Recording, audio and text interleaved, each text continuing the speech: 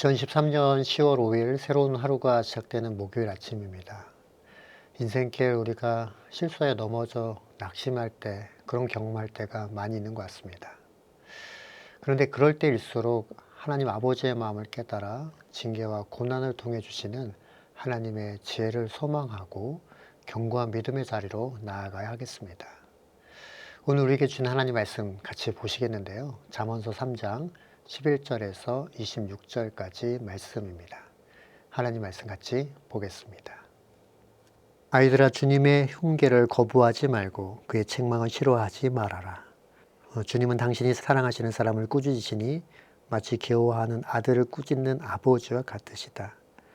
지혜를 찾는 사람은 복이 있고 명철을 얻는 사람은 복이 있다. 참으로 지혜를 얻는 것이 은을 얻는 것보다 낫고 황금을 얻는 것보다 더 유익하다. 지혜는 진주보다 더 값지고 내가 갖고 싶어하는 그 어떤 것도 이것과 비교할 수 없다. 그 오른손에는 장수가 있고 그 왼손에는 부귀 영화가 있다. 지혜의 길은 즐거운 길이요 그 모든 길에는 평안이 있다. 지혜는 그것을 얻는 사람에게는 생명의 나무이니 그것을 붙드는 사람은 복이 있다. 주님은 지혜로 땅에 기초를 놓으셨고 명철로 하늘을 펼쳐 놓으셨다. 그분은 지식으로 깊은 물줄기를 터뜨리시고 구름에서 이슬이 내리게 하신다. 아이들아, 건전한 지혜와 분별력을 모두 잘 간직하여 너의 시야에서 떠나지 않게 하여라. 그것이 너의 영혼에 생기를 불어넣으며 너의 목에 우호한 장식물이 될 것이다. 그때 너는 너의 길을 무사히 갈 것이며 너의 발은 걸려 넘어지지 않을 것이다. 너는 누워도 두렵지 않고 누우면 곧 단잠을 자게 될 것이다. 너는 갑자기 닥치는 두려운 일이나 악한 사람에게 닥치는 멸망을 보고 무서워하지 말아라. 주님께서 내가 의지할 분이 되셔서 너희 발이 덫에 걸리지 않게 지켜주실 것이다. 어제 우리는 지혜의 근본 되시는 하나님을 의뢰하고 의지할 때 주시는 복에 대해서 나눴습니다. 오늘은 우리 삶 속에서 그 지혜를 추구하지만 어쩔 수 없이 또 실수하고 실패하게 되는, 그로 인해서 당면하게 되는 고난에 대해서 우리가 어떤 태도를 가지고 어떤 자세를 가지고 있어야 할지 말씀을 통해서 상고해 보도록 하겠습니다. 11절, 12절 말씀을 다시 보겠습니다. 아이들아, 주님의 훈계를 거부하지 말고 그의 책망을 싫어하지 말아라. 주님은 당신이 사랑하시는 사람을 꾸짖으시니 마치 귀여워하는 아들을 꾸짖는 아버지와 같으시다. 말씀드린 것처럼 9절, 10절 말씀은 복에 대해서 말씀하셨다면 11절, 12절에는 어려움을 통해 우리가 가져야 될 태도를 말씀하고 계십니다. 시편 94편 12절에서도 그리고 요한계시록 3장 19절에서도 말씀하시지요. 이 말씀도 찾아서 다시 한번 보겠습니다. 여호와여, 주의 징벌을 당하며 주의 법으로 교훈하심을 받는 자가 복이 있나니 무릇 내가 사랑하는 자는 책망하며 징계하노니. 사랑하는 성도 여러분, 우리가 하나님의 징계를 받을 때 우리가 잘못 오해할 때가 있는데요. 두 가지 경우로 살펴볼 수 있겠습니다. 하나는 그 징계에 대해서 경솔하게 다루고 있다라고 지적하지요. 11절 말씀을 개역개정 성경으로 다시 한번 읽어드리겠습니다. 내 아들아, 여호와의 징계를 경히 여기지 말라. 그 꾸지람을 싫어하지 말아라. 여호와의 징계를 경히 여기지 말라고 하시지요. 징계를 받을 때 그것을 경솔히 다룰 수 있어서 지적하시는 것입니다. 사도 바울은 이 부분을 고린도후서 7장 10절 말씀을 통해서 지적하고 있는데요. 이 말씀에 이렇게 기록되어 있습니다. 하나님의 뜻에 맞게 마음 아파하는 것은 회개를 하게 하여 구원에 이르게 함으로 후회할 것이 없습니다. 그러나 세상 일로 마음 아파하는 것은 죽음에 이르게 합니다. 하반절에 이렇게 기록되어 있지요. 세상 길로 마음 아파하는 것은 죽음에 이르게 한다 라고 말씀하십니다. 이 말은 우리가 어려움을 당할 때 아파할 수 있지만, 그러나 그 어려움이 우리에게 무슨 의미가 있는가를 생각해 보지 않고 그저 자기 힘으로 그 어려움을 벗어나려고 노력하는 것, 그것이 문제다라고 지적하고 있고, 이것이 바로 하나님의 여호와의 말씀을 경히 여기고 있는 것과 같은 모습인 것입니다. 그저 그것이 우연히 그렇게 된 것이므로만 생각하고 아무런 자기 반성도, 자기를 돌아보는 부분들도 없는 행동인 것이죠. 둘째로 11절 말씀을 주목해서 보시면 그 책망을 싫어하지 말라라고도 지적하고 계십니다. 우리는 하나님의 징계를 경히 여기지 말아야 할 뿐 아니라 그 꾸지람을 싫어하지 말아야 하는 것입니다. 히브리서에서는 이 표현을 그에게 꾸지름을 받을 때 낙심하지 말라고 또 하셨습니다.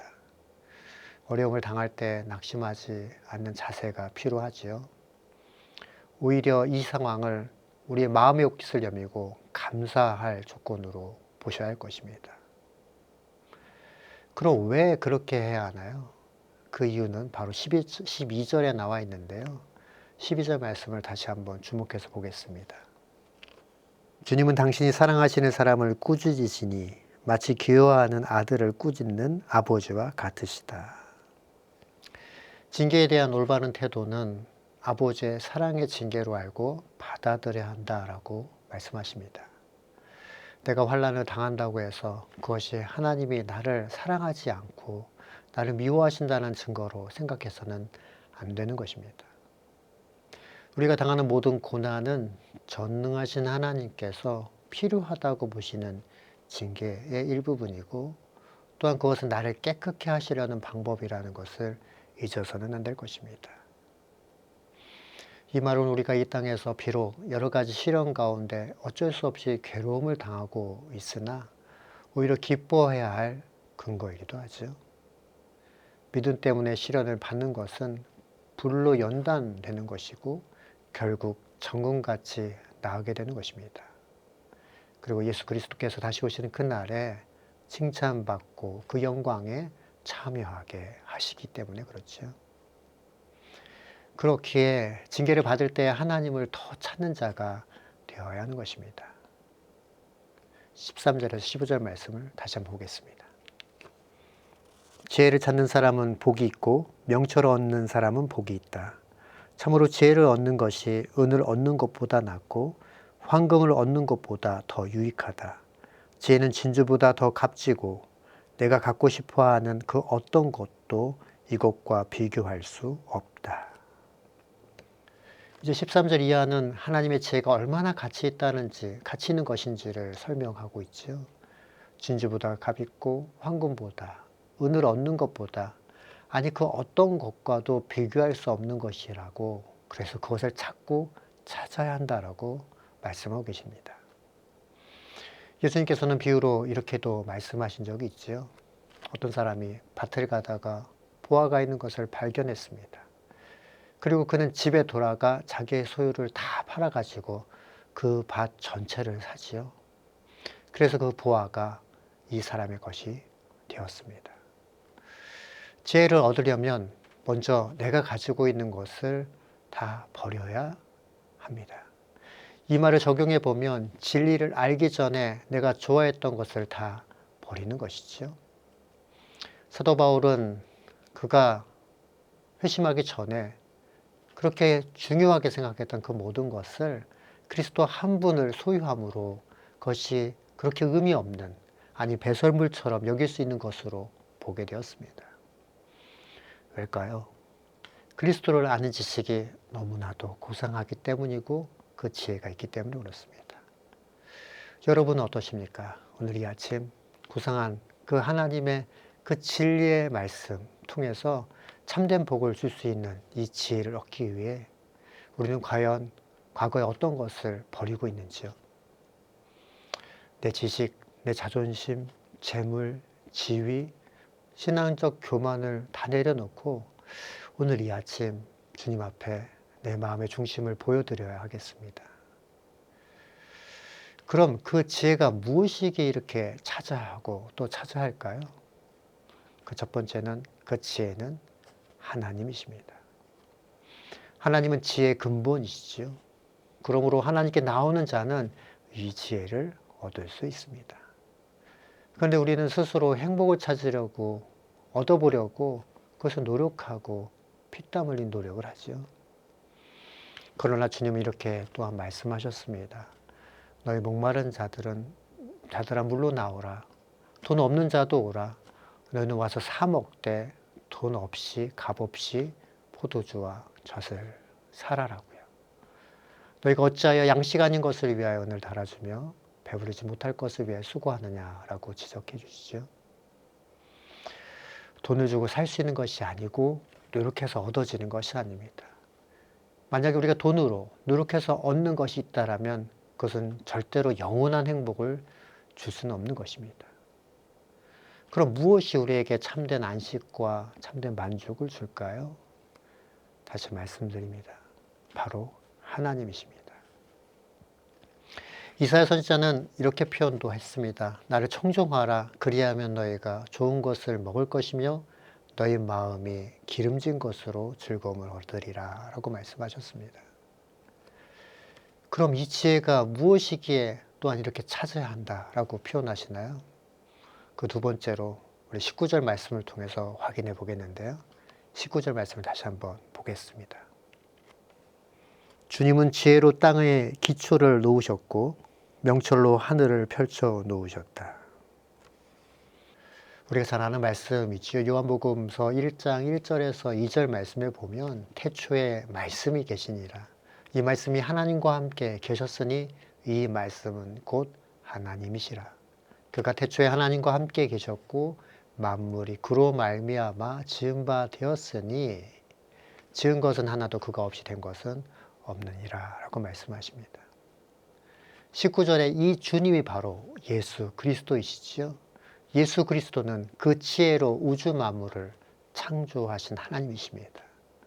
예수 그리스도를 믿는다라는 것은 그 지혜를 얻는 것이고 그 의미는 바로 참된 복과 그 축복을 누리는 하나님의 사람 된다라는 것입니다. 그리스도를 믿는 사람은 영생을 얻을 뿐 아니라 주님으로부터 임하는 그 풍성한 기쁨과 행복을 누리는 것입니다. 그러기에 예수님께서는 일찍 이렇게도 말씀하셨죠. 내가 온 곳은 양으로 생명을 얻게 하고 더 풍성히 얻게 하려는 것이다 라고 말씀하셨습니다. 사랑하는 성도 여러분, 이제 말씀을 마무리하겠습니다. 말씀이 육신이 되셔서 오신 분이 바로 예수 그리스도입니다. 예수 그리스도를 믿는다는 것은 그 말씀을 주야로 묵상하고 지켜 행하는 것이지요. 그럴 때 우리는 시냇가에 심겨진 나무처럼 그 잎사귀가 마르지 않고 또한 시절을 쫓아 과실을, 열매를 맺게 되는 것입니다.